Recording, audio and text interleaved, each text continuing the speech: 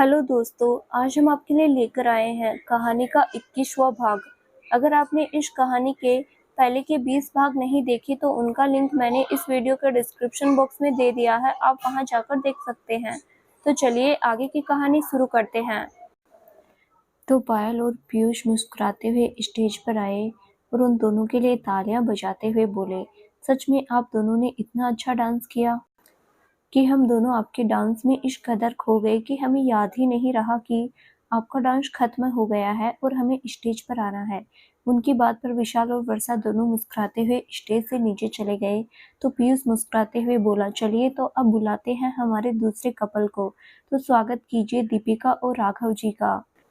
उसकी बात पर राघव और दीपिका मुस्कुराते हुए स्टेज पर आ गए। तो राघव ने माइक लिया और सबसे बोला, सबसे पहले तो मैं आप सबको एक सच बताना चाहता हूँ, और वो ये है कि दीपिका और मेरी शादी अरेंज मैरिज नहीं बल्कि लव मैरिज है। मैं और दीपिका बहुत पहले से ही एक दूसरे को प्यार करते थे, लेकिन बीच में हमारे प्यार को जाने किसकी नज़र लगी और हम अलग हुए, जिसमें सबसे ज़्यादा गलती मेरी थी। और आज मैं अपनी उन सभी गलतियों को मानते हुए आज सारा सच आप सबके सामने बताऊंगा। इतना कहकर परिवार की ओर देखते हुए जो हैरान नजरों से उसे देख रहे थे, बस मेरी माँ को गलत मत समझना, क्योंकि उन्होंने जो कुछ किया मेरे लिए किया। एक माँ अपने बच्चे की खुशी के लिए सभी के खिलाफ जा सकती है, बड़े से बड़ा झूठ बोल सकती है, वही इन्होंने मेरे लिए किया। तो दीपिका उसे देखकर नाव में सिर हिलाने लगी। उसे देखकर राघव मुस्कुराते हुए बोला, नहीं दीपिका, आज सारा सच बोलने दो, क्योंकि मैं हमारे रिश्ते की शुरुआत झूठ की बुनियाद पर नहीं करना चाहता। और वैसे भी अब मुझे किसी बात का कोई डर नहीं, क्योंकि तुम पहले से ही मुझसे जुड़ चुकी हो। और फिर सभी की ओर देखते हुए बोला, दीपिका एक दीपक की तरह मेरे अंधेरे से भरी जिंदगी में रोशनी लेकर आई थी, लेकिन मैंने अपनी आंखें कुछ इस कदर बंद कर रखी थी कि मुझे उसकी रोशनी नजर ही नहीं आई। इतना कहकर कुछ पल को अपनी आंखें बंद कर ली और अपनी आंखों में उमड़ रहे जज्बातों के सैलाब को अपनी आंखों में ही जब्त कर लिया और सबसे बोला, पापा की माँ को धोखा देने के बाद से मैं हमेशा औरतों को धोखेबाज ही समझता था, जो कि पैसों के लिए दूसरों के घरों को उजाड़ती है। क्योंकि एक औरत ने दौलत के लालच में मेरे पापा को अपने जाल में फंसा लिया था, जिसके बाद पापा मुझे और माँ को छोड़कर चले गए। पर माँ ने मेरे लिए हार नहीं मानी और पूरी हिम्मत के साथ मुझे संभालते हुए पूरे बिजनेस को संभाला। बड़े होकर पापा से अपने सवालों का जवाब लेना चाहा कि क्यों वो मुझे और माँ को छोड़कर गए, तो पता चला एक एक्सीडेंट में सालों पहले ही वो मुझे छोड़कर जा चुके हैं। बाद में पता चला कि उस औरत ने ही पापा को मरवाया था उनकी दौलत के लिए। तब से सभी औरतें धोखेबाज लगने लगी। अपनी माँ और अपनी दोस्त जिया के अलावा किसी पर विश्वास नहीं करता था मैं। उसके बाद जैसे जैसे उम्र बढ़ी, औरतों के लिए नफरत भी बढ़ती गई। अपनी पढ़ाई के साथ माँ के बिजनेस में भी उनका हाथ देने लगा। कॉलेज के दौरान दीपिका से मुलाकात हुई। उसका सीनियर था मैं, और पहली मुलाकात में ही हम दोनों की झड़प हो गई, जिसमें गलती मेरे दोस्त की थी, लेकिन उसने सारा इल्ज़ाम दीपिका पर डाला और मैं औरतों से नफरत करने की वजह से उस पर ही विश्वास कर बैठा और दीपिका को गलत समझकर उसके साथ मिसबिहेव करने लगा। जब भी मौका मिलता मैं हर वक्त कॉलेज में दीपिका पर अपने सीनियर होने का रोब झाड़ता और उसे खूब परेशान करता, इतना कि दीपिका मेरी वजह से ठीक से पढ़ाई भी नहीं कर पाती थी और मन ही मन मुझे ढेरों गालियां से कोसती थी। इतना कहकर बीते हुए लम्हों को याद कर उसे हंसी आ गई। फिर सभी से आगे बोला, लेकिन धीरे धीरे ही सही उसकी तरफ खींचने लगा था मैं, चाहने लगा था उसे, उसका साथ पसंद आने लगा था, पर उसे गलत समझने की वजह से उसकी तरफ अपने कदम नहीं बढ़ा पा रहा था। लेकिन एक दिन प्रेशर पार्टी के दौरान जब मेरी उसी दोस्त ने नशे में दीपिका के साथ बदतमीजी करने की कोशिश की, तब मुझे उसका सारा सच पता चला। तब खुद पर ही बहुत गुस्सा आया। उसके बाद दीपिका से माफ़ी भी मांगी और अपने उस दोस्त को सजा के तौर पर कॉलेज से रेस्टिकेट करा दिया। यहाँ से हम दोनों की कहानी शुरू हो गई, जो धीरे धीरे दोस्ती में बढ़कर प्यार में बदलने लगी। लेकिन हमारा प्यार मेरी दोस्त जिया को पसंद नहीं आया। वो शुरुआत से ही मुझे चाहती थी, जिसका मुझे रत्ती भर भी इल्म नहीं था। इसीलिए वो हम दोनों को अलग करने के लिए अलग अलग पैतरे अपनाने लगी। मैं शुरुआत से ही दीपिका को लेकर ओवर पॉजिटिव था उसका किसी और लड़की से दोस्ती करना, उसके करीब जाना, यहाँ तक कि उससे बात करना मुझे बिल्कुल पसंद नहीं आता था और इसके लिए अक्सर मेरी दीपिका से बहस हो जाती थी। और इसी बात का फ़ायदा मेरी उस दोस्त ने उठाया। उस साल लास्ट ईयर जब मेरी फेयरवेल पार्टी थी तब उसने इस मौके का फ़ायदा उठाकर मुझे ड्रिंक कराई और मेरे साथ कुछ क्लोज़र फ़ोटोज़ खींच ली। उसी वक्त ऋषभ भाई के एक दोस्त की भी बुरी नज़र दीपिका पर थी, जो जिया ने उससे हाथ मिला लिया मुझे और दीपिका को अलग करने के लिए। उसने भी जानबूझकर कुछ क्लोज फ़ोटोज़ दीपिका के साथ ली। उसके बाद जिया ने मेरी और अपनी क्लोज फ़ोटोज़ दीपिका के पास भेज दी और दीपिका और ऋषभ के भाई के उस दोस्त की क्लोज फ़ोटोज़ मेरे पास भेज दी। इतना कहकर आगे बोलने के लिए आकर आंखें बंद की, क्योंकि उसकी आंखों के सामने एक बार फिर से वही पल गुजर रहे थे जो उसे कमज़ोर बना रहे थे। नोट: ऋषभ का ये दोस्त कोई और नहीं बल्कि विक्रम है, क्योंकि विक्रम ने ही पास्ट में दीपिका के साथ बदतमीजी करने की कोशिश की थी। अगर आप विक्रम और अनुष्का का पर्दाफाश वाला चैप्टर पढ़ेंगे तो आपको एक लाइन ऋषभ के द्वारा बोली हुई याद आ जाएगी, जब उसने कहा था कि ये दोस्ती तब याद नहीं आई जब अपने दोस्त की बहन पर बुरी नज़र डाल रहे थे। तभी दीपिका उसके पास आई और उसके कंधे पर हाथ रख दिया तो राघव ने आंखें खोलकर उसे देखा, फिर आगे शव की तरफ देखते हुए बोला। उसके बाद अगले दिन मेरी और दीपिका की बहुत बड़ी लड़ाई हुई, जिसमें मैंने गुस्से में दीपिका को कैरेक्टरलेस तक कह दिया, साथ ही उससे अपना रिश्ता ख़त्म कर दिया, यहाँ तक कि अपने प्यार तक को झुठला दिया। उसकी आंखों के सामने जिया को अपनी गर्लफ्रेंड बताया, जिसके बाद दीपिका टूट गई थी। पर उसने उस दर्द को मेरे आगे नहीं दिखाया और वहाँ से चुपचाप चली गई। दीपिका के बगैर मैं भी अकेला हो गया था, इसीलिए यहाँ से सब कुछ छोड़कर चला गया। 1 साल बाद जब यहाँ वापस आया, मेरा एक दोस्त है जो कॉलेज में प्रोफेसर था, उसका एक्सीडेंट हो गया था, तो कुछ दिन उसकी जगह मैंने असिस्टेंट प्रोफेसर के तौर पर जॉब की। एक बार फिर से मेरी मुलाकात दीपिका से हुई और अतीत की यादों ने फिर से मेरे दिल में अपना डेरा जमा लिया। लेकिन दीपिका ने मेरी तरफ एक बार भी नहीं देखा था और ये बात कहीं न कहीं मेरे ईगो को हर्ट कर रही थी। कुछ दिन तक यही सिलसिला चलता रहा। किसी वजह से एक दिन गुस्से में जब मैं जिया के बर्थडे पार्टी में गया हुआ था और वहाँ जिया ने ड्रिंक के नशे में अपनी सारी करतूतें खुद ब खुद मुझे बता दी, जिसके बाद मुझे उस पर और खुद पर इतना गुस्सा आया कि दीपिका से नज़र मिलाने तक की हिम्मत नहीं थी मुझ में, पर अपने प्यार को यूं ही नहीं जाने दे सकता था। बस इसीलिए हिम्मत कर उसके पास आया, उससे माफ़ी मांगी तो उसने मुझे माफ़ नहीं किया। फिर मैंने अपनी सारी बातें माँ को बताई। माँ भी जानवी आंटी की दोस्त थी, तो उन्होंने सीधा आंटी से मेरी और दीपिका के रिश्ते के बारे में ही बात कर ली। उसके बाद एक बार फिर से मैंने दीपिका से माफ़ी मांगी और उसे अपने प्यार पर यकीन दिलाया, तब जाकर उसने मुझे माफ़ किया। इतना कहकर अपने ही घुटनों के बल बैठते हुए दीपिका की ओर देखकर बोला, थैंक यू दीपिका, मुझे माफ़ करने के लिए, मुझे वापस से अपनी ज़िंदगी में शामिल करने के लिए। एंड आई स्वेयर, जो पास्ट में हुआ अब उसे मैं फ्यूचर में कभी नहीं आने दूंगा। अब हमारी ज़िंदगी में चाहे कितनी भी जिया आ जाए, कितने भी विक्रम आए, लेकिन तुम पर से अपना विश्वास नहीं उठने दूंगा और ना ही कभी तुम्हारे विश्वास को तोड़ूंगा, क्योंकि तुम मेरे जीवन में आई रोशनी की वो किरण हो जिसने धीरे धीरे करके मेरी ज़िंदगी के सभी अंधेरों को मुझसे दूर कर दिया। मैं एक ऐसे बहते समुद्री जैसा था जिसका कोई किनारा नहीं था। तुम्हारे आने से मुझे वो किनारा मिला, ज़िंदगी को जीने का सहारा मिला है। प्लीज़ कभी मुझे खुद से दूर मत करना, मुझसे लड़ना झगड़ना, मुझे मार लेना, लेकिन प्लीज़ कभी मुझे छोड़कर मत जाना। तो दीपिका नम आंखों से मुस्कुराते हुए नाव में सिर हिला देती है और झुककर उसका माथा चूम लेती है और उसका हाथ पकड़कर उठाते हुए उसके गले लग जाती है। राघव भी कसकर उसे अपनी बाहों में भर लेता है। सभी लोग नम आंखों से मुस्कुराते हुए तालियां बजाने लगते हैं। तभी राघव पायल से माइक लेकर दीपिका की ओर देखते हुए गाने लगा, सांसों को जीने का सहारा मिल गया, डूबा मैं तुझ में तो किनारा मिल गया। सांसों को जीने का सहारा मिल गया, जिंदगी का पता दोबारा मिल गया। तू मिला तो खुदा का सहारा मिल गया, तू मिला तो खुदा का सहारा मिल गया। राघव का हर एक लफ्ज उसके दिल में छुपे दीपिका के जज्बातों को सभी के सामने रूबरू कर रहा था।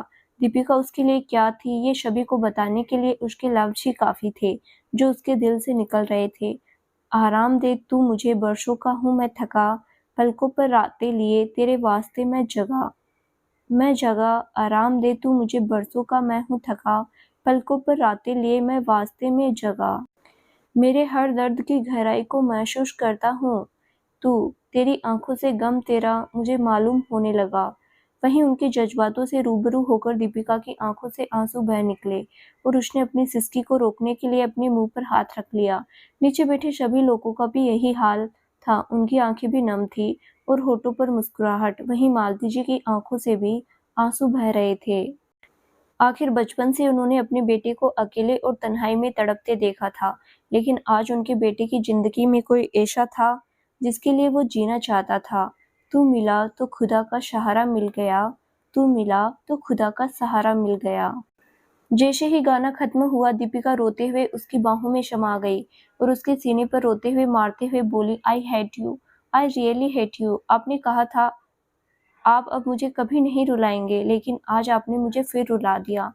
आप बहुत बुरे हो, बहुत बुरे। तो राघव ने वापस से उसे अपने सीने से लगा लिया और एक हाथ से उसके सर और बालों को सहलाते हुए उसे शांत करवाते हुए बोला, I am sorry, I am really sorry जो मेरी वजह से तुम्हारी आंखों में आंसू आए, बट आई प्रोमिस ये लास्ट था। आज के बाद कभी भी तुम्हारी आंखों में आंसू नहीं आने दूंगा, चाहे उसकी वजह खुशी ही क्यों ना हो। दोनों स्टेज से उतरकर नीचे अपनी फैमिली वालों के पास आए तो ऋषभ अचानक से आकर राघव के सामने खड़ा हो गया। वो राघव को देखने लगा। वही उसके इस तरह से राघव ने दीपिका की ओर देखा तो दीपिका ऋषभ से बोली, भाई वो राघव जी ने वो शब्द जानबूझकर नहीं कहा, वो इतना ही कह पाई थी कि ऋषभ ने अपना हाथ दिखाकर उसे शांत करवा दिया। माहौल को गंभीर देखकर सब खामोशी से ऋषभ और राघव को देख रहे थे। तभी ऋषभ राघव के पास आया और अपने दोनों हाथों को उसके कंधे पर रखकर उन्हें हल्के से दबाते हुए बोला, अच्छा हुआ ये बातें अब सामने आई, उस दिन नहीं जिस दिन रिश्ता जोड़ने वाला था, वरना मैं कभी भी तुम्हारा रिश्ता अपनी बहन से जोड़ने नहीं देता। तुम नहीं जानते, तुम्हारी वजह से मैंने अपनी बहन को पूरे 1 साल रोते तड़पते देखा है। आधी आधी रातों में जब वो अपनी खिड़की पर खड़ी हुई तुम्हें याद कर रोती थी और मैं बेबस उसकी तकलीफ कम करने के लिए कुछ भी नहीं कर सकता था। जानते हो क्यों? राघव उसकी तरफ देखने लगा, क्योंकि उसने मुझे अपनी कसम दी थी कि मैं तुम्हें कुछ ना करूं और तुम्हारा पता भी ना लगाऊं, वरना आज तुम इस तरह बोलने के लिए हमारे सामने नहीं होते। लेकिन अब जब उसने खुद तुम्हें माफ कर दिया है और अपनी जिंदगी में शामिल किया है, तो मैं चाहकर भी कुछ नहीं कर सकता। लेकिन एक बात याद रहे, तुम चाहो इसे वार्निंग समझो, लेकिन आगे से तुम्हारी वजह से मेरी बहन की आंखों में एक भी आंसू नहीं आना चाहिए। अगर उसे जरा भी तकलीफ हुई तो मैं तुम्हें बिल्कुल नहीं छोड़ूंगा। तो राघव भी उसकी आंखों में देखते हुए, बिल्कुल सर, अपनी पहली गलती के लिए मैं खुद शर्मिंदा हूँ और अगर आप मुझे उसके लिए अब भी सजा देना चाहे तो मुझे वो मंजूर है, बशर्ते वो सजा दीपिका से दूर जाना ना हो, और रही आगे उसे तकलीफ देने की बात, तो अब वो मेरी जान है, इसीलिए उसकी तरफ से अब आप बिल्कुल निश्चिंत रहिए। अब मैं आपको ये शब्द कहने का दोबारा से मौका नहीं दूंगा। तो ऋषभ ने मुस्कुराते हुए उसे अपनी गले से लगा लिया और उसकी पीठ थपथपाने लगा। बाकी सभी लोगों के चेहरे पर भी मुस्कुराहट आ गई। तभी पीयूष ने मानवी और ऋषभ को ऊपर स्टेज पर आने के लिए बोला, तो दोनों मुस्कुराते हुए स्टेज की ओर बढ़ गए। पायल ने ऋषभ को माइक दिया तो ऋषभ ने मुस्कुराते हुए एक नज़र मानवी को देखा, फिर सभी की ओर देखते हुए बोला, मैं मानवी से कितनी मोहब्बत करता हूँ या वो मुझसे कितनी मोहब्बत करती है, ये मैं आप सभी को बताना नहीं चाहता, ना ही जताना चाहता हूँ, क्योंकि शब्दों में बयां करने वाली मेरी मोहब्बत नहीं। मेरी मोहब्बत है बेहद, जिसकी कोई हद नहीं, जो मानवी को अपने पास रखने के लिए, उसकी मोहब्बत पाने के लिए किसी भी हद से गुजर सकती है। सोचा नहीं था कि मेरे जैसे एरोगेंट मैन को पहली नज़र में ही इस तेज तर्रार लड़की से प्यार हो जाएगा। यू नो व्हाट, शादी के बाद जब मैंने पहली बार इसे देखा था, तभी इससे बेइंतहा मोहब्बत हो गई थी और मैं इसके लिए कुछ भी कर गुजरने को तैयार था और मैंने किया भी, जिसका मुझे कोई पछतावा नहीं, क्योंकि अगर मैं वो नहीं करता तो आज शायद ये मेरे साथ नहीं होती। अंत में मैं सिर्फ इतना कहना चाहूँगा कि मेरी मोहब्बत मानवी के लिए एक तरह का जिद और जुनून है, जिसमें मैं उसका होना चाहता हूँ, तो उसे भी अपनाना चाहता हूँ। मैं उस पर मरना चाहता हूँ तो उसे भी खुद के लिए मरते देखना चाहता हूँ। अगर मैं उसके लिए जीता हूँ तो वो मेरे लिए जिए। अगर वो जिंदगी भर मेरे साथ रहेगी, मेरा साथ निभाएगी, तो मैं उसे दुनिया जहाँ की खुशियाँ दूंगा। सारी दुनिया की दौलत शोहरत उसके कदमों में लाकर डाल दूंगा। और अगर वो मुझसे दूर जाना चाहेगी तो या तो मैं बर्बाद हो जाऊंगा या फिर उसे इस कदर बर्बाद कर दूंगा कि उसके लिए इस दुनिया में जीना दुश्वार हो जाए। सब लोग उसकी बातें हैरानी से सुन रहे थे क्योंकि उसके प्यार में एक जिद और पागलपन भी दिख रहा था। मानवी की उसकी बातें बहुत ध्यान से सुन रही थी। उसकी बातें सुनकर उसके शरीर में अलग ही सिहरन सी दौड़ गई थी। उसने सोचा भी नहीं था कि ऋषभ इस कदर उसके पागलों की तरह प्यार करता है कि अगर कभी फ्यूचर में वो उसे छोड़कर गई तो वो उसे और खुद को बर्बाद कर देगा। ये सुनते ही उसकी बॉडी में गूज़बम्प्स आने लगे। तभी ऋषभ ने पीयूष को इशारा कर गाना बजाने के लिए कहा और गाना बजने लगा। भीगी भीगी सड़कों पर मैं तेरा इंतजार करूं, होले होले दिल की जमी को अब तेरे हवाले करूं, खुद को मैं यूं खो दूं कि फिर ना कभी पाऊं, होले होले जिंदगी को अब तेरे हवाले करूं। ऋषभ ने मानवी को उसकी कमर से पकड़कर अपने करीब खींच लिया। उसके एक हाथ को अपने कंधे पर रख दूसरे को अपने हाथ में थाम लिया और उसकी आंखों में देखते हुए उसके साथ कदम से कदम मिलाकर डांस करने लगा। स्टेज की लाइट भी डिम हो गई थी और एक फोकस लाइट उनके ऊपर थी जिसमें माहौल रोमांटिक हो गया था और सभी की नजरें उन्हीं पर ठहरी हुई थी। सनम रे, तू मेरा सनम हुआ रे, सनम रे। मानवी एकटक उसकी नजरों में देख रही थी। उसकी नजरों में आज अलग ही नशा था जिसकी तपिश मानवी से अपने चेहरे पर बर्दाश्त नहीं कर पा रही थी। उससे अपना हाथ छुड़ाकर उसकी बाहों से निकलकर जाने लगी कि ऋषभ ने पीछे से उसकी खुली कमर में हाथ डालकर उसे अपने करीब खींच लिया। मानवी की पीठ ऋषभ के सीने से लगी हुई थी। वहीं ऋषभ ने उसे कसकर फिर से काम कर ऊपर उठा लिया था और घूमते हुए आगे के स्टेप करने लगा था। बादलों की तरह ही तो तूने बारिशों की तरह ही तो तूने खुशियों से भिगाया है, आंधियों की तरह ही तो तूने होश को उड़ाया है। मेरा मुकद्दर संवारा है यूं, नया सवेरा लाया है तू, तेरे संग ही बिताने हैं मुझको तो मेरे सारे जन्म रे। उसके बाद ऋषभ ने उसे नीचे उतारकर अपनी बाहों में उठा लिया और मुस्कुराते हुए गोल गोल घुमाने लगा। वहीं मानवी ने डर कर उसकी गर्दन में अपनी बाहें लपेट दी। सनम रे, तू मेरा सनम हुआ रे। पूरा गाना खत्म हुआ तो पूरा हॉल तालियों की गड़गड़ाहट से गूंज उठा। सभी लोग उनके डांस में खो चुके थे। चारों तरफ से उनकी तारीफ हो रही थी। थोड़ी देर में ही सभी खाने के लिए चले गए। धीरे धीरे रात गहराने लगी तो सभी मेहमान विदा होकर जाने लगे। थोड़ी देर में विशाल और राघव के परिवार वाले जाने लगे तो राघव वॉशरूम का बहाना बनाकर वहां से चला गया। लेकिन जाते वक्त उसने आंखों के इशारे से दीपिका को अपने पास आने को कहा तो दीपिका भी पानी पीने के बहाने से वहां से चली गई। तो वहां से अंदर आई तो राघव ने उसे उसका हाथ पकड़कर पुल साइड एरिया की तरफ ले गया। वहां आकर दीपिका इधर-उधर देखते हुए राघव से बोली, राघव जी, आप मुझे इस तरह यहाँ क्यों लाए हैं? घर में सभी मेहमान हैं, अगर किसी ने देख लिया तो? राघव उसके चेहरे पर आ रही लटों को पीछे करते हुए बोला, तो देखने दो, अब मुझे किसी का डर नहीं, बिकॉज अब हम कुछ ही दिनों में ऑफिशियली हस्बैंड वाइफ बनने वाले हैं। बट मैं यहाँ तुम्हें कुछ दिखाने लाया था। इतना कहकर अपना फ़ोन निकाल कर उसमें से कुछ दिखाते हुए दीपिका से, ये देखो कैसा है, कहते हुए उसने अपने फ़ोन में से एक बेहद खूबसूरत आरडी के लेटर का मंगलसूत्र दीपिका के सामने कर दिया। वो दीपिका को बहुत पसंद आया और मुस्कुराते हुए राघव से बोले, सच में ये बहुत सुंदर है राघव जी। तो राघव उसके गाल को सहलाते हुए, हाँ सुंदर तो है लेकिन तुमसे कम। अब बोलो इसे हमारी शादी के लिए फाइनल कर दूं। वहीं उसके छूने से दीपिका को शिहर रही थी। उसे कुछ बोलते नहीं बना। उसने मुस्कुराते हुए हाँ में सिर हिला दिया। तो राघव ने उसे ऑर्डर कर दिया। फिर दीपिका को देखने लगा। उसकी नजरों से दीपिका बेचैन होने लगी। वो अपनी नजरें चुराते हुए राघव से बोली, आप मुझे ऐसे क्यों देख रहे हैं? चलिए सब हमारा इंतजार कर रहे होंगे। इतना कहकर जाने लगी कि राघव ने उसकी कमर में हाथ डालकर उसे अपने करीब खींच लिया और उसके गाल से हाथ लगाते हुए अपनी गहरी नजरों से उसे देखते हुए बोला, आज बेहद खूबसूरत लग रही हो तुम। जी तो चाहता है कि अभी इसी वक्त तुम्हें अपना बनाकर हमारे बीच की सभी दूरियों को दूर कर दूं, लेकिन अभी नहीं, मुझे अपनी मर्यादा पता है, पर खुद पर इतना ज़्यादा कंट्रोल भी नहीं रख सकता कि अपने सामने भी इतनी खूबसूरत होने वाली बीवी को देखकर उसे यूं ही जाने दूं। इतना कहकर दीपिका के होठों पर अपने होठ रख दिए। वहीं दीपिका भी उसके एहसास में खोकर रह गई। थोड़ी वक्त बाद दोनों एक दूसरे से दूर हुए तो दीपिका शर्माते हुए वहां से भाग गई। वहीं राघव भी मुस्कुराते हुए अपने बालों में हाथ घुमाते हुए बाहर सभी के बीच आ गया। वहीं विशाल भी वर्षा के साथ इशारों में बातें करने लगा हुआ था। तभी सब लोग जाने लगे। राघव अपनी मम्मी के साथ गाड़ी में बैठकर सभी से विदा लेकर और दीपिका को इशारों में बाय करते हुए वहां से चला गया। तो विशाल ने वर्षा को देखकर इशारों में फोन करूंगा कहा और अपनी मम्मी के साथ वहां से चला गया। देर रात पार्टी खत्म हुई तो सभी अपने अपने कमरे में सोने चले गए। मानवी भी अपने कमरे में ड्रेसिंग मिरर के सामने खड़ी होकर अपनी ज्वेलरी निकाल रही थी।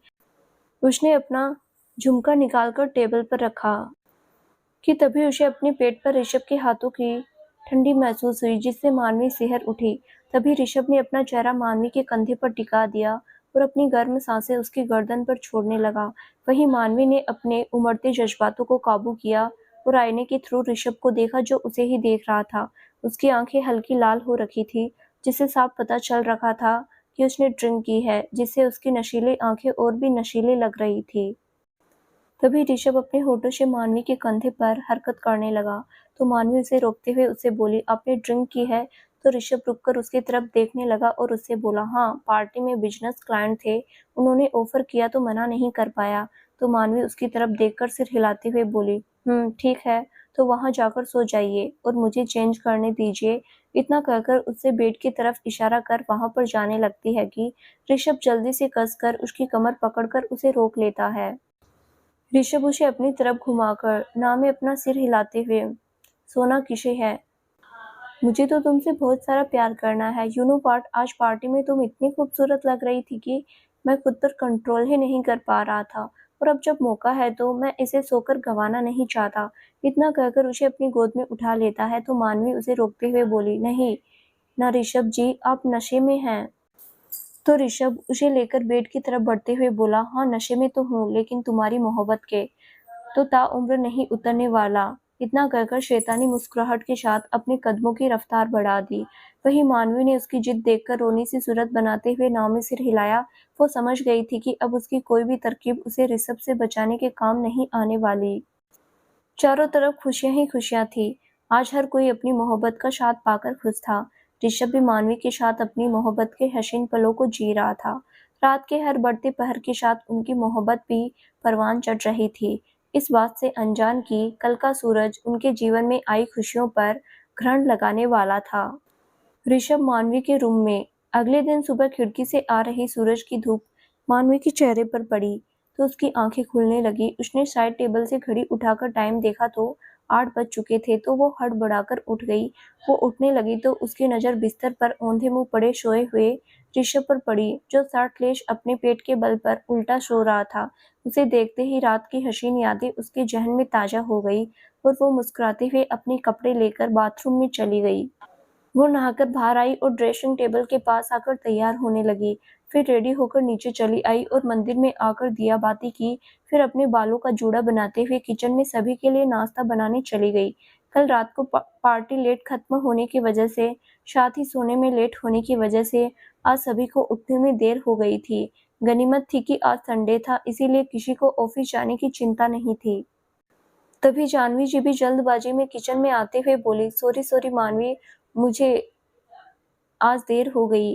क्या तुमने सारा नाश्ता बना लिया? तो मानवी मुस्कुराते हुए उनसे बोली, कोई बात नहीं माँ, मैं भी अभी थोड़ी देर पहले ही उठी हूँ और मैंने सोचा रात को सभी ने हेवी डिनर किया था, इसीलिए अब कुछ हल्का बना लूँ, तो मैंने पोहे और उपमा बना लिया। तो कोई खाने में ना नुकुर तो नहीं करेगा ना? नहीं तो आप बता दो किसी और को कुछ और खाना हो तो जाह्नवी जी मुस्कुराते हुए उससे बोली, नहीं, इतना काफ़ी है, और अगर किसी और को कुछ चाहिए होगा तो सर्वेंट है, वो बना देंगे। रही बच्चों की बात, तो मैं उनके लिए कुछ पीनट बटर और पनीर की सैंडविच तैयार कर देती हूँ, फिर जिसे जो खाना होगा वो ले लेगा, तुम चिंता मत करो। तो मानवी मुस्कुराते हुए हाँ में सिर हिला देती है। वहीं जाह्नवी जी सैंडविच बनाने लगती है। थोड़ी देर में सारा खाना डाइनिंग टेबल पर लग भी जाता है। धीरे धीरे सभी लोग आ जाते हैं। ऋषभ नहीं आता तो उसे न आता देख जाह्नवी जी मानवी को बुलाकर उसे बुला लाने के लिए बोल देती है तो मानवी हाँ में सिर हिलाते हुए ऊपर अपनी कमरे की ओर बढ़ जाती है। मानवी के ऊपर कमरे में जाती है तो देखती है ऋषभ अभी भी वैसे ही सोया हुआ था। उसे देखकर मानवी को गुस्सा आने लगता है। वो ऋषभ के पास आकर उसे आवाज लगाते हुए उससे बोली, ऋषभ जी उठिए, देखिए ब्रेकफास्ट का टाइम हो गया है, माँ आपको नीचे बुला रही है। पर ऋषभ नहीं उठता। मानवी उसे फिर से आवाज देती है लेकिन फिर भी नहीं उठता। इस बार मानवी उसे कंधे से पकड़कर झकझोर देती है और गुस्से में उससे बोली, देखिए ऋषभ जी, मुझे पता है आप जाग रहे हैं लेकिन नाटक करते हुए उठ नहीं रहे, इसीलिए मैं आखिरी बार कह रही हूँ चुपचाप से उठ जाइए, वरना आगे जो होगा उसके जिम्मेदार आप होंगे। लेकिन ऋषभ टस से मस ना हुआ।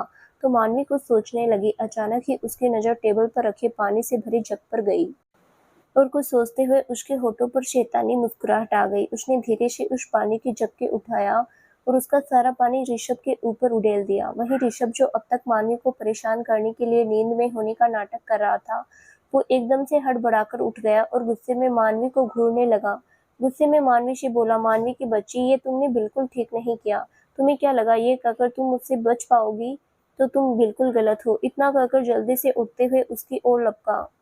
वहीं मानवी, जो ऋषभ को चिढ़ाते हुए उसकी तरफ देख रही थी, वो ऋषभ को अपनी तरफ आता देख जल्दी से हरकत करते हुए उससे बचने के लिए और सोफे के पीछे चली गई और ऋषभ से बचते हुए उससे बोली, ये क्या बात हुई ऋषभ जी? आप तब से मुझे जानबूझकर परेशान कर रहे थे, उसका कुछ नहीं। और जब मैंने आपको थोड़ा परेशान किया तो आप चिढ़ गए। मैं क्या करती? मैं कब से आपको उठने के लिए बोल रही थी, लेकिन आप है कि उठने का नाम ही नहीं ले रहे थे। आपको ही मुझसे मस्ती करने की सूझ रही थी, तो अब इसमें मेरी क्या गलती? इतना कहकर ऋषभ से बचते हुए इधर-उधर भागने लगे। वहीं ऋषभ उसे पकड़ने की कोशिश करते हुए उससे बोला, तुम्हारी क्या गलती है और क्या नहीं, ये तुम्हें मैं बताता हूँ। तुम एक बार मेरे हाथ तो आओ। इतना कहकर उसके पीछे भागते हुए उसे पकड़ने की कोशिश करने लगा। तभी जानवी जी की आवाज आई, जो मानवी और ऋषभ को नीचे बुला रही थी। उनकी आवाज सुनकर मानवी का ध्यान ऋषभ से भटक गया। इसी बात का फायदा उठाकर ऋषभ तेजी से भागकर लपकते हुए मानवी को पकड़ लिया और चेहरे और गीले बालों को पानी मानवी के ऊपर छिड़कने लगा। मानवी उसे रोकते हुए बोली, अरे क्या कर रहे हैं आप? छोड़िए ऋषभ जी, अब मुझे गीला कर रहे हैं और मैं नहा चुकी हूँ। आप जल्दी से फ्रेश हो जाइए। आपके चक्कर में भूल ही गई कि माँ ने मुझे आपको नीचे नाश्ते के लिए बुलाने भेजा था। तो ऋषभ मानवी को पकड़ते हुए बोला, हाँ मैं फ्रेश हो जाऊंगा, लेकिन पहले तुम्हें तुम्हारे किए की सजा तो दे दूं। तुम्हें बहुत शौक है ना दूसरों के ऊपर पानी फेंक कर उन्हें शौक देकर जगाने का। इतना कहकर उसकी गर्दन पर अपनी पकड़ कसकर उसके चेहरे की ओर देखने लगा कि तभी दरवाजे की ओर देखते हुए मानवी की आंखें बड़ी हो गई और शर्माते घबराते हुए दरवाजे की ओर देखते हुए बोली, माँ मैं बस आ ही रही थी, वो ये मुझे छोड़ ही नहीं रहे। इतना कहकर मासूम सा फेस बनाते हुए ऋषभ की ओर अपनी अंगुली पॉइंट कर देती है। वहीं ऋषभ को लगता है कि मानवी ये सभी बातें उसका ध्यान भटकाने के लिए कह रही है, इसीलिए वो इसी तरह मानवी के चेहरे की ओर झुकते हुए आंखों में देखकर बोला, आई नो मानवी, ये तुम्हारा नाटक है कि मेरे पीछे माँ खड़ी है। मैंने कई फिल्मों में देखा है, कई लड़कियां इसी तरह बहाना करते हुए अपने पार्टनर को ऐसे ही झांसे में लेती है कि पीछे माँ है, और जब वो डरते हुए उन्हें छोड़ देता है तो पीछे कोई नहीं होता।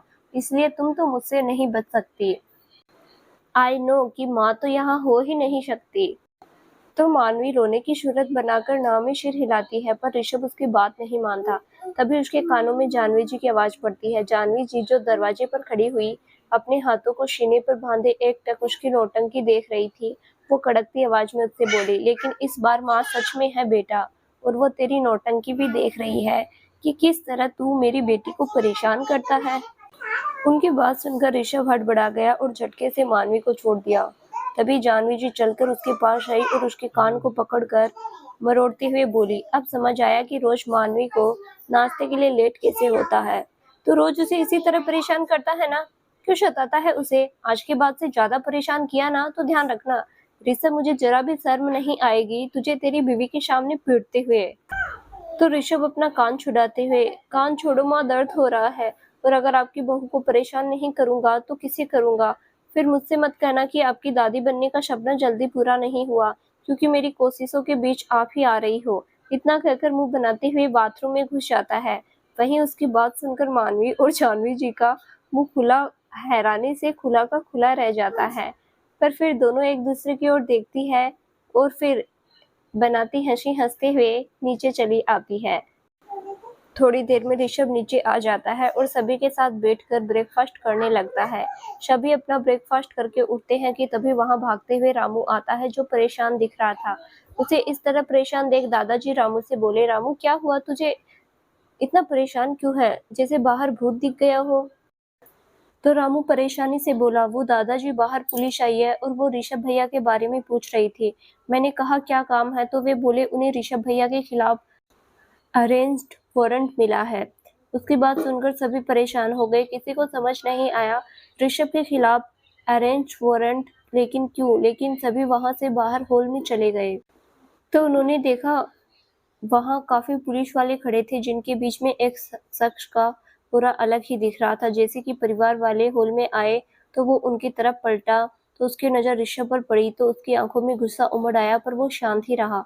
अभी शिवम जी उन सभी से मुखातिब होते हुए बोले, क्या बात है इंस्पेक्टर साहब, ऐसी क्या बात हो गई जो आपको आज हमारे यहाँ आने की जरूरत पड़ी। तो वो इंस्पेक्टर मुस्कुराते हुए शिवम जी के पास आकर बोला, जरूरत थी शिवम साहब, तभी हम यहाँ आए हैं। अब आपका बेटा काम ऐसा करेगा तो फिर हमें तो यहाँ आना ही पड़ेगा। खैर मैं पहेलियां ना बुझाकर सीधे पॉइंट पर आता हूँ। हम यहाँ आपके बेटे को अरेस्ट करने आए हैं निशा जी के खून के इल्जाम में। उनके खिलाफ अरेस्ट वारंट है हमारे पास, साथ ही पुख्ता सबूत भी। सभी घर वाले उस पुलिस वाले की बात सुनकर बहुत हैरान रह गए, जिसमें ऋषभ और मानवी भी थे। और सबसे ज्यादा हैरानी की बात की निशा का मर्डर, लेकिन कैसे, यही बात वो समझ नहीं पा रहे थे। तभी ऋषभ आगे आकर हैरानी से उस इंस्पेक्टर से बोला, वाट, ये क्या कह रहे हैं आप, निशा का मर्डर, लेकिन कैसे और किसने किया। तो वो पुलिस वाला मुस्कुराते हुए बोला, कमाल की बात है ऋषभ साहब, अनजान बनना तो कोई आपसे सीखे, मतलब खून आपने किया और अब इस तरह अनजान बन के अपने घर में बैठे हैं जैसे आप कुछ जानते ही ना हो। मानना पड़ेगा आपको बिजनेसमैन नहीं बल्कि एक्टर होना चाहिए था। तो इस बात पर मानवी आगे आकर गुस्से में उससे बोली, तमीज से बात करिए इंस्पेक्टर साहब, मेरे हस्बैंड से। आपके पास वारंट है इसीलिए हम कुछ नहीं कह रहे। तो इसका मतलब ये नहीं कि आपके मन में जो आया आप वो बोलेंगे। क्या सबूत है आपके पास कि निशा का मर्डर ऋषभ जी ने किया है, जो आप इतना वाहियात इल्जाम उन पर लगा रहे हैं। तो वो इंस्पेक्टर मानवी को देखते हुए बोला, उफ, पतिव्रता नारी तो आपके पति की शान में गुस्ताखी करने के लिए माफ कीजिए मोहतरमा, लेकिन एक बात आप भी गांठ बांध लीजिए कि एसपी सत्यवीर खुराना बिना सबूत के किसी के घर यूं ही नहीं आ सकता। ना ही वो झूठ की बुनियाद पर खड़े हुए केसों में अपने हाथ डालता है। सबूत भी है तभी तो हम यहाँ आए हैं। और वो सबूत खुद इनकी अपनी एम्प्लॉय है जो इन्हीं के ऑफिस में काम करती है। तभी सीएम जी सत्यवीर को समझाते हुए उससे बोले, एक मिनट एसपी साहब, मुझे आपकी बात समझ नहीं आ रही। निशा का मर्डर हुआ है लेकिन कैसे, वो ऋषभ की एम्प्लॉय, वो कैसे निशा के मर्डर में सबूत है। तो सत्यवीर नाव में सिर हिलाते हुए बोला, लगता है आपकी बेटी ने अपने गुनाह में आप सभी को अनजान रखा हुआ है, तभी आप लोग इस तरह की बातें कर रहे हैं। तो चलिए मैं ही आपको आज सच बता देता हूँ।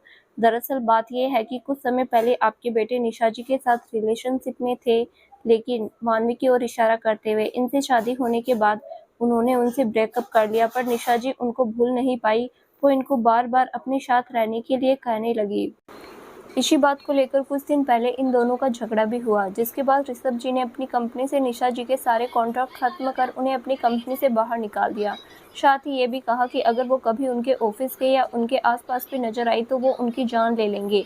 ये सारी बातें इनके एम्प्लॉय जानते हैं, लेकिन शायद आप लोग नहीं जानते। उसी रात इन्होंने निशा जी को कॉल कर सनशाइन क्लब बुलाया। वहाँ इन दोनों के बीच क्या बातें हुई नहीं पता, लेकिन उसके बाद निशा जी बहुत गुस्से में बाहर आई, ये भी उनके पीछे बाहर आए और दोनों ही गाड़ी में बैठकर कहीं चले गए। अगले दिन हमें निशा जी के अपार्टमेंट से फ़ोन आया कि उनके घर से अजीब सी बदबू आ रही है, लेकिन वो डोर नहीं खोल रही है। जब हम वहां पहुंचे और निशा जी के अपार्टमेंट के डोर को तोड़कर अंदर गए तो सामने सोफे पर निशा जी की डेड बॉडी पड़ी हुई थी।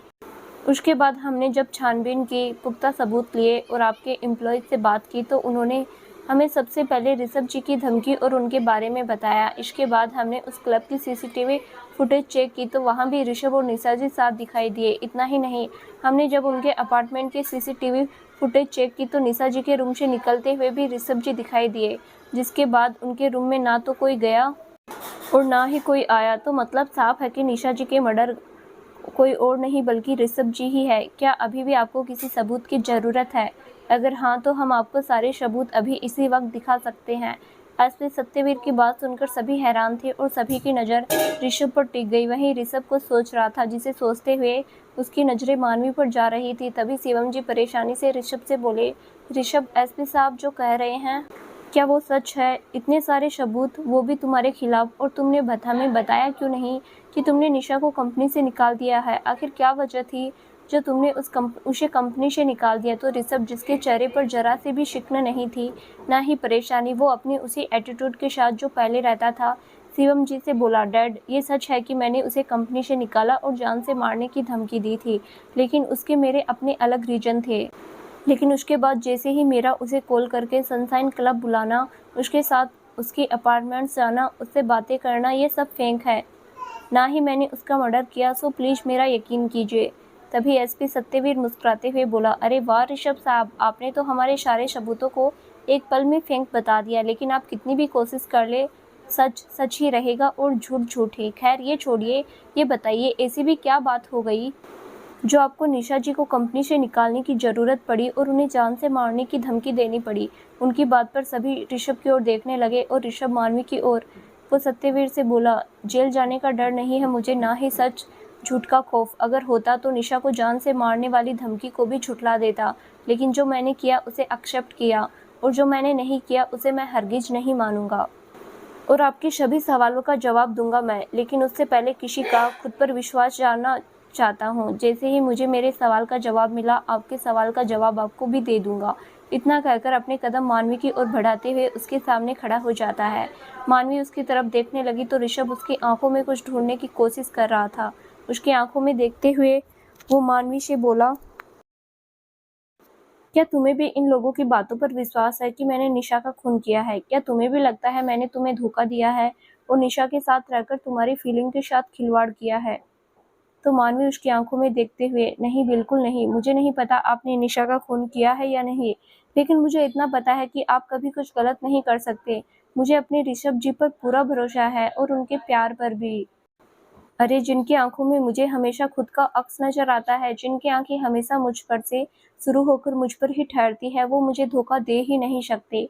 पूरी दुनिया भी आकर मुझसे चीख चीख कर कहे कि आपने मुझे निशा के साथ मिलकर धोखा दिया है, फिर भी मैं विश्वास नहीं करूंगी। तो ऋषभ अब उसके चेहरे को अपने हाथों में भर के प्यार से बोला, थैंक यू मुझ पर इतना विश्वास करने के लिए और मुझे इतना प्यार करने के लिए। अब मुझे किसी बात का डर नहीं, क्योंकि मेरे प्यार को मुझ पर विश्वास है। अब मुझे किसी के भी विश्वास की ज़रूरत नहीं। तुम्हें पता है, मैं तुम्हारे लिए पूरी दुनिया से लड़ सकता हूँ, लेकिन तुम्हारे लिए तुमसे नहीं लड़ सकता।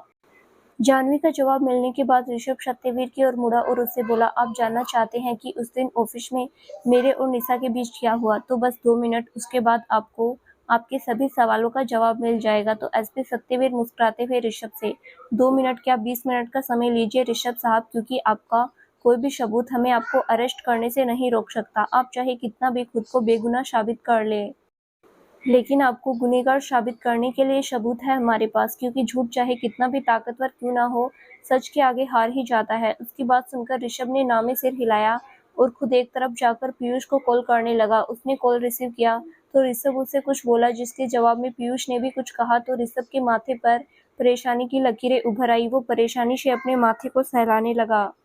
उसे उसे परेशान देखकर मानवी भी वहां आई और ऋषभ के कंधे पर हाथ रखकर उससे बोली, क्या हुआ? आप ऐसे अचानक परेशान क्यों हो गए और फोन पर कौन है? तो ऋषभ उसकी तरफ देखकर बोला, मैंने पीयूष को कॉल किया था ताकि वो मेरे ऑफिस में लगे हिडन कैमरे से उस दिन वाली वीडियो भेज दे जिस दिन मेरे और निशा के बीच झगड़ा हुआ था, लेकिन किसी ने चालाकी से उस कैमरे की वीडियोज और सीसीटीवी फुटेज को डिलीट कर दिया। इसका मतलब यही है कि कोई बहुत वक्त से मेरे ऊपर नजर रख रहा था, जिसे मेरी हर एक मोमेंट की खबर थी। उसकी बात सुनकर मानवी परेशान हो गई और घबराते हुए ऋषभ से बोली, अब क्या होगा? ऋषभ उसकी बात का कुछ जवाब देता कि उससे पहले ही एसपी सत्यवीर ऋषभ की ओर देखते हुए फिर से बोला, ऋषभ साहब यहाँ आ जाइए, आपके 2 मिनट कब के बीत चुके हैं। उसकी बात सुनकर ऋषभ मानवी उसकी तरफ चले आए। तभी वो वापस मुस्कुराते हुए ऋषभ से बोला, क्या हुआ, नहीं मिला आपको खुद को बेगुनाह साबित करने के लिए कोई सबूत? अब आप अपना गुनाह मान क्यों नहीं लेते? क्योंकि सच को कितना भी छुपाया जाए वो छुपाए नहीं छुपता। तो फिर आप क्यों बेवजह हमारा टाइम खराब कर रहे हैं? अरे इज्जत से हमारे साथ चलिए, खामखा हमें आपके साथ जबरदस्ती करनी पड़ेगी। आपकी वजह से हमारे ऊपर कितना प्रेशर है ये आप जानते भी नहीं हैं। बाहर मीडिया ने हमारा जीना हराम कर रखा है तो अंदर सिस्टम में बड़े ऑफिसरों का हमारे ऊपर दबाव है। उसकी बात सुनकर दादी जी, जो अब तक खुद को शांत किए बैठी थी, लेकिन अंदर ही अंदर ऋषभ के अरेस्ट होने की वजह से घबरा रही थी, वो उससे बोली, बस इंस्पेक्टर साहब, बेशक हमारे ऋषभ के पास इस वक्त खुद को बेगुनाह साबित करने के लिए कोई सबूत ना हो, लेकिन हमें पूरा विश्वास है कि हमारा पोता कभी कुछ ऐसा नहीं कर सकता। इसीलिए आप हमारे पोते को नहीं ले जा सकते। तो अश्वी सत्यवीर, जो सभी के इस तरह बोलने से इरिटेट हो चुका था, वो इस बार थोड़ी तेज आवाज में दादी जी से बोला, बस दादी जी, आपके बड़े होने का लिहाज कर रहा हूँ, पर आप लोग अब मेरे शब्द का इम्तिहान मत लीजिए और चुपचाप से इन्हें हमारे साथ ले जाने दीजिए। और हाँ, दुनिया, मीडिया, कानून, ये सब आपके विश्वास और भरोसे पर नहीं चलता। इसे सबूत चाहिए होता है, प्रूफ चाहिए होता है। अगर आपके पास आपके पोते की बेगुनाही का सबूत है तो हमें दीजिए, और नहीं तो हमारे काम में अड़चन पैदा मत कीजिए, क्योंकि हमारे पास आपके पोते को ले जाने के लिए पूरे पुख्ता सबूत है। उसकी तेज आवाज सुनकर सभी को उस पर बहुत गुस्सा आया, क्योंकि आज तक घर में दादा दादी से इस तरह ऊंची आवाज में बात करने की हिम्मत किसी की नहीं थी। ऋषभ ने गुस्से में आकर उसका कॉलर पकड़ा और उससे बोला, तेरी हिम्मत कैसे हुई मेरी दादी जी से इस तरह इतनी तेज आवाज में बात करने की? इस वर्दी का ज्यादा गुरूर है ना तुझे? कब से तेरी बदतमीजी मैं बर्दाश्त कर रहा हूँ, लेकिन इसका मतलब ये नहीं कि मैं गुनहगार हूँ और बहुत देर से सबूत सबूत चिल्ला रहा है। तो दिखा, क्या सबूत है तेरे पास? अगर सब कुछ मेरे खिलाफ हुआ तो मैं तेरे साथ बाइज्जत चलूंगा, लेकिन अगली बार से अगर मेरे दादा दादी से इस तरह बात की तो तेरी जान ले लूंगा। ऋषभ के इस एक्शन से सभी लोग बेहद घबरा गए और मानवी, शिवम जी, शैलेंद्र जी, साथ ही कुछ कांस्टेबल ऋषभ को सत्यवीर से अलग करने लगे, क्योंकि एक पुलिस वाले की वर्दी पर हाथ डालना बहुत ही बड़ी बात होती है। और फिर इस वक्त तो ऋषभ के सामने खुद एसपी था। वहीं बाहर के एक मीडिया पर्सन ने जल्दी से इस वक्त की फोटो क्लिक कर ली और वहां से पीछे हो गया। वहीं एसपी सत्यवीर को ऋषभ की इस हरकत पर बहुत गुस्सा आया। उन्होंने गुस्से में ऋषभ को खुद से दूर धकेल दिया और गुस्से में उससे बोला, आज तो ये हरकत तूने की है ना, आगे से ऐसी गलती मत करियो, वरना तेरा वो हश्र करूंगा कि अपनी शक्ल भी आईने में नहीं देख पाएगा। होगा तू मुंबई का नंबर 1 बिजनेसमैन, लेकिन मेरे लिए तू एक मुजरिम है। और एसपी सत्यवीर हर मुजरिम के साथ एक जैसा ही व्यवहार करता है, चाहे वो कितना ही अमीर क्यों ना हो। और सबूत देखना चाहता है ना, तो चल दिखाता हूँ तुझे, लेकिन इसलिए नहीं कि तूने कहा है और मैं तुझसे तेरी पावर से डर गया, बल्कि इसलिए कि तुझे पुलिस स्टेशन ले जाकर तुझे तेरी औकात दिखा सकूं कि एसपी के गिरेबान पर हाथ डालने वालों का क्या हश्र किया जाता है। इतना कहकर अपने पीछे खड़े एक कांस्टेबल के पास आया, जिसके हाथ में लैपटॉप था, जिसमें उसने हर जगह की सीसीटीवी फुटेज और वीडियो सेव करके रखी हुई थी। उसने उस लैपटॉप को ऋषभ के पास लाकर ऑन कर दिया। धीरे धीरे करके उसमें सभी वीडियो चलने लगी, जिसमें से ऑफिस वाली वीडियो देखकर वो हैरान नहीं हुआ, लेकिन सनशाइन क्लब और निशा के अपार्टमेंट वाली वीडियोज देखकर उसकी आंखें हैरानी से बड़ी हो गई। उसके साथ ही सभी का यही हाल था। उन वीडियोज में साफ दिखाई दे रहा था कि निशा के साथ जो शख्स था वो कोई और नहीं बल्कि ऋषभ था। वो सनशाइन क्लब से निकलकर निशा के पीछे आया और वहीं उसे अपने साथ ले गया। इतना ही नहीं, निशा के फ्लैट में से भी ऋषभ बाहर निकलते हुए दिखा, जो अपने हाथ को पहुंचते हुए मुस्कुराकर वहां से चला गया था। इन सभी वीडियोज को देखते हुए ऋषभ का सर चकरा गया। उसे समझ नहीं आ रहा था कि ये सब क्या है। वो तो कभी निशा से मिलने गया ही नहीं, ना ही उसके अपार्टमेंट में, ना ही क्लब में। तो फिर ये फुटेज कैसी? इन वीडियोज को देखने के बाद सभी लोग ऋषभ की ओर देखने लगे। ऋषभ मानवी की ओर देखते हुए उसका हाथ पकड़ उससे बोला, नहीं मानवी, ये सब झूठ है। मुझे नहीं पता इन वीडियोज में मैं कैसे दिख रहा हूँ, लेकिन सच में ऑफिस के बाद मैं कभी निशा से नहीं मिला, ना ही मैंने उसका मर्डर किया। इन वीडियोज में जो दिख रहा है वो मैं नहीं हूँ। तो इस बार एसपी सत्यवीर गुस्से में, बस मिस्टर सहगल, सारे सबूत आपके सामने हैं, फिर भी अब आप खुद को बेकसूर ठहरा रहे हैं। वैसे इसमें आपका कोई दोष नहीं है। हर गुनहगार अपना गुनाह पकड़े जाने के बाद यही कहता है कि वो बेकसूर है, लेकिन अब आपकी ये दलीलें कोई काम नहीं आने वाली। इतना कहकर अपने कांस्टेबल की ओर देखते हुए, अरेस्ट करो इन्हें, बेवजह हमारा टाइम वेस्ट कर रहे हैं। तो मानवी कसकर ऋषभ का हाथ पकड़ते हुए सत्यवीर से बोली, रुकिए एसपी साहब, आप जिन सबूतों पर विश्वास कर रहे हैं, हो सकता है एडिट किए हुए हों। आप जानते हैं ना, आजकल एडवांस जनरेशन में सब कुछ नामुमकिन है। तो प्लीज आप ऋषभ को खुद को बेकसूर साबित करने का एक मौका तो दीजिए। वैसे भी हर बार आंखों देखा सच नहीं होता। तो एसपी सत्यवीर उसकी तरफ देखते हुए, हाँ आपका कहना सही है मानवी जी, लेकिन मैंने आपसे पहले ही कहा बिना पुख्ता सबूत के मैं कभी किसी केस में हाथ नहीं डालता। इसीलिए आप ये भूल जाइए कि ये सारी फोटोज या वीडियोज एडिट की हुई है।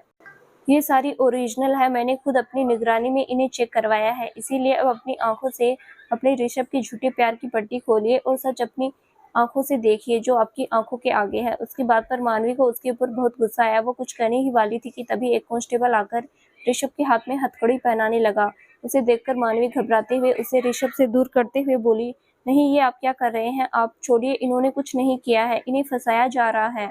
तो वो कांस्टेबल लाचारी से सत्यवीर को देखने लगा। तो इस बार सत्यवीर कड़क आवाज में मानवी से बोला, बस मानवी जी, अब आप हमारे काम में रुकावट पैदा कर रही है, चुपचाप से हमें हमारा काम करने दीजिए, वरना हम आपके खिलाफ एक्शन लेने पर मजबूर हो जाएंगे। इतना कहकर अपने पीछे खड़ी लेडी कांस्टेबल को देखने लगा तो वो आगे आने लगी। तो ऋषभ ने उसे अपना हाथ दिखाकर वहीं रोक दिया और गुस्से में सत्यवीर की ओर देखकर बोला, उसे हाथ लगाने की कोशिश भी मत करना।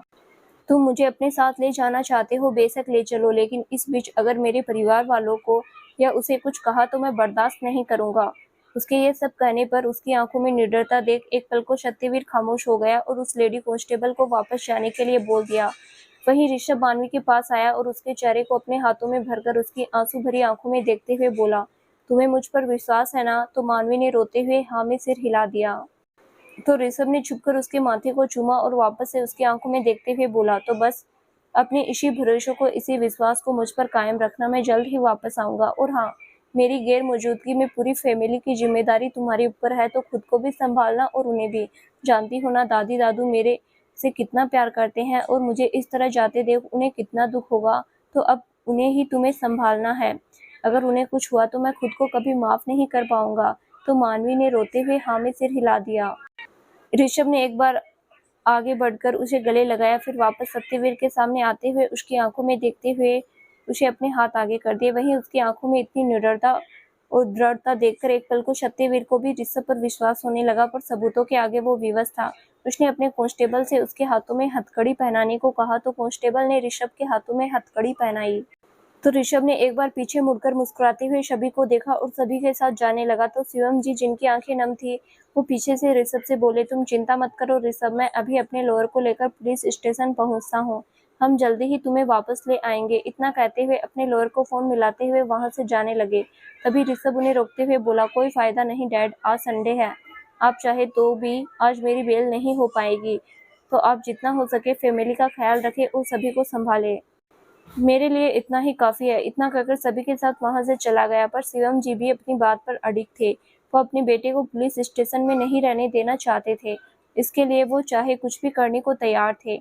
इसीलिए वो फिर भी अपने लॉयर को कॉल करते हुए वहां से स्टडी रूम की तरफ बढ़ गए। उनके पीछे शैलेंद्र और दादाजी भी चले गए। वहीं दादी जी ऋषभ के जाने के बाद खुद को नहीं संभाल पाई तो वो रोते हुए सोफे पर बैठ गई। जानवी जी और शिवानी जी उन्हें संभालने लगी, पर आंखों से आंसू उनके भी चल रहे थे। वहीं मानवी की भी आंखें नम थी। तो दीपिका और वर्षा एक दूसरे का हाथ थामे अपने आंसू बहा रही थी। कल जिस घर में खुशियां ही खुशियां थी, जिस घर में सभी के होठों पर मुस्कुराहट थी, आज उन्हीं की आंखों में नमी तो चेहरे पर उदासी छाई हुई थी और आंसुओं की रेखाएं बनाई थी, क्योंकि एक अचानक आए तूफान में उन सभी की खुशियों में ग्रहण लगा दिया था। तो दोस्तों, आगे क्या होगा जानने के लिए इस कहानी का अगला भाग जरूर देखें, जो बहुत जल्द ही इस चैनल पर प्रसारित किया जाएगा। धन्यवाद।